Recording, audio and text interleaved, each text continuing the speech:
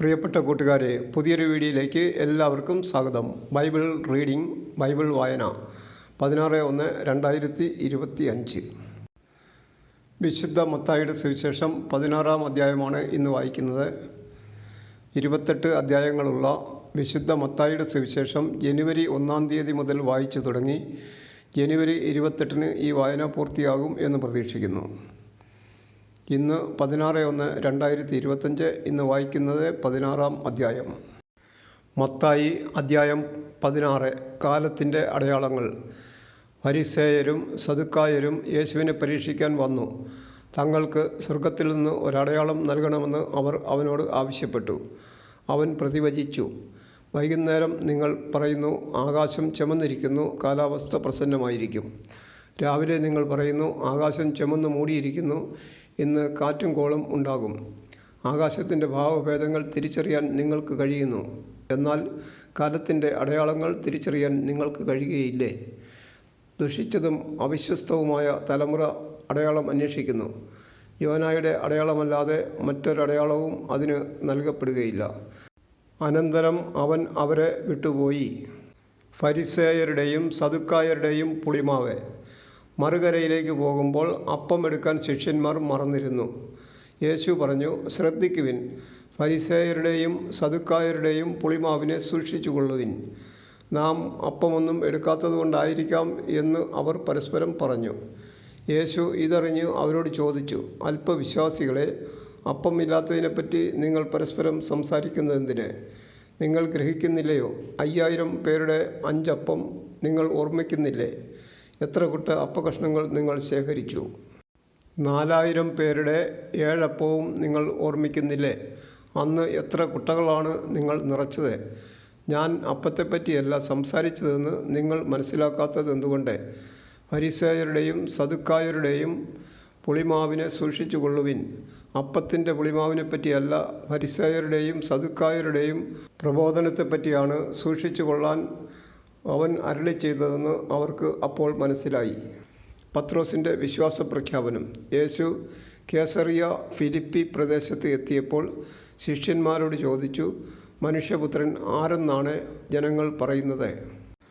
അവർ പറഞ്ഞു, ചിലർ സ്നാപക യോഹന്നാൻ എന്നും മറ്റു ചിലർ ഏലിയ എന്നും വേറെ ചിലർ ജെറമിയ അല്ലെങ്കിൽ പ്രവാചകന്മാരിൽ ഒരുവൻ എന്നും പറയുന്നു. അവൻ അവരോട് ചോദിച്ചു, എന്നാൽ ഞാൻ ആരെന്നാണ് നിങ്ങൾ പറയുന്നത്? ശിമയോൻ പത്രോസ് പറഞ്ഞു, നീ ജീവനുള്ള ദൈവത്തിൻ്റെ പുത്രനായ ക്രിസ്തുവാണ്. യേശു അവനോട് അരുളി ചെയ്തു, യോനായുടെ പുത്രനായ ശിമയോനെ, നീ ഭാഗ്യവാൻ. മാംസരക്തങ്ങളല്ല, സ്വർഗസ്ഥനായ എൻ്റെ പിതാവാണ് നിനക്കിത് വെളിപ്പെടുത്തി തന്നത്. ഞാൻ നിന്നോട് പറയുന്നു, നീ പത്രോസാണ്. ഈ പാറമേൽ എൻ്റെ സഭ ഞാൻ സ്ഥാപിക്കും. നരക കവാടങ്ങൾ അതിനെതിരെ പ്രബലപ്പെടുകയില്ല. സ്വർഗരാജ്യത്തിൻ്റെ താക്കോലുകൾ നിനക്ക് ഞാൻ തരും. നീ ഭൂമിയിൽ കെട്ടുന്നതെല്ലാം സ്വർഗത്തിലും കെട്ടപ്പെട്ടിരിക്കും, നീ ഭൂമിയിൽ അഴിക്കുന്നതെല്ലാം സ്വർഗത്തിലും അഴിക്കപ്പെട്ടിരിക്കും. അനന്തരം അവൻ താൻ ക്രിസ്തുവാണെന്ന് ആരോടും പറയരുതെന്ന് ശിഷ്യന്മാരോട് കൽപ്പിച്ചു. പീഡാനുഭവവും ഉത്ഥാനവും. 1-ാം പ്രവചനം. അപ്പോൾ മുതൽ യേശു തനിക്ക് ജെറുസലേമിലേക്ക് പോകേണ്ടിയിരിക്കുന്നുവെന്നും ശ്രേഷ്ഠന്മാരിൽ നിന്നും പ്രധാന പുരോഹിതന്മാരിൽ നിന്നും നിയമജ്ഞരിൽ നിന്നും വളരെയേറെ സഹിക്കേണ്ടി വരുമെന്നും താൻ വധിക്കപ്പെടുമെന്നും എന്നാൽ 3-ാം ദിവസം ഉയർപ്പിക്കപ്പെടുമെന്നും ശിഷ്യന്മാരെ അറിയിച്ചു തുടങ്ങി.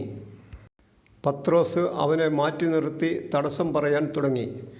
ദൈവം കനിയട്ടെ, കർത്താവേ, ഇതൊരിക്കലും നിനക്ക് സംഭവിക്കാതിരിക്കട്ടെ. യേശു തിരിഞ്ഞ് പത്രോസിനോട് പറഞ്ഞു, സാത്താനെ, എൻ്റെ മുമ്പിൽ നിന്ന് പോകൂ. നീ എനിക്ക് പ്രതിബന്ധമാണ്. നിൻ്റെ ചിന്ത ദൈവികമല്ല, മാനുഷികമാണ്. യേശു ശിഷ്യന്മാരോട് അരുളി ചെയ്തു, ആരെങ്കിലും എന്നെ അനുഗമിക്കാൻ ആഗ്രഹിക്കുന്നെങ്കിൽ അവൻ തന്നെ പരിത്യജിച്ച് തൻ്റെ കുരിശുമെടുത്ത് എന്നെ അനുഗമിക്കട്ടെ. സ്വന്തം ജീവൻ രക്ഷിക്കുവാൻ ആഗ്രഹിക്കുന്നവൻ അത് നഷ്ടപ്പെടുത്തും. എന്നാൽ ആരെങ്കിലും എനിക്ക് വേണ്ടി സ്വജീവൻ നഷ്ടപ്പെടുത്തിയാൽ അവനത് കണ്ടെത്തും. ഒരുവൻ ലോകം മുഴുവൻ നേടിയാലും സ്വന്തം ആത്മാവിനെ നഷ്ടപ്പെടുത്തിയാൽ അവന് എന്ത് പ്രയോജനം? ഒരുവൻ സ്വന്തം ആത്മാവിന് പകരമായി എന്തു കൊടുക്കും? മനുഷ്യപുത്രൻ സ്വപിതാവിൻ്റെ മഹത്വത്തിൽ തൻ്റെ ദൂതന്മാരോടൊത്ത് വരാനിരിക്കുന്നു. അപ്പോൾ അവൻ ഓരോരുത്തർക്കും താന്താങ്ങളുടെ പ്രവൃത്തിക്കനുസരിച്ച് പ്രതിഫലം നൽകും. മനുഷ്യപുത്രൻ തൻ്റെ രാജ്യത്തിൽ വരുന്നത് ദർശിക്കുന്നതിന് മുമ്പ് ഇവിടെ നിൽക്കുന്നവരിൽ ചിലർ മരിക്കുകയില്ലെന്ന് സത്യമായി ഞാൻ നിങ്ങളോട് പറയുന്നു. വിശുദ്ധ മത്തായിയുടെ സുവിശേഷം 16-ാം അധ്യായം പൂർണ്ണമായി. 28 അധ്യായങ്ങളുള്ള ഈ സുവിശേഷം മുഴുവൻ വായിക്കാൻ കൃപ തരണമേ എന്ന് ദൈവത്തോട് പ്രാർത്ഥിക്കുന്നു. ഇന്ന് വിശുദ്ധ മത്തായിയുടെ സുവിശേഷം 16-ാം അധ്യായം വായന പൂർണ്ണമായി. അതിനെ സഹായിച്ച് ദൈവത്തോട് നന്ദി പറയുന്നു. Thank you.